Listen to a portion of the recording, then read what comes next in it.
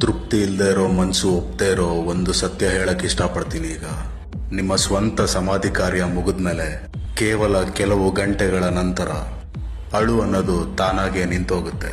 ನಿಮ್ ಕುಟುಂಬ ಊಟ ಅದು ಇದು ಬೇರೆ ಅರೇಂಜ್ಮೆಂಟ್ ಮಾಡೋದ್ರಲ್ಲಿ ಬ್ಯುಸಿ ಆಗ್ತಾರೆ.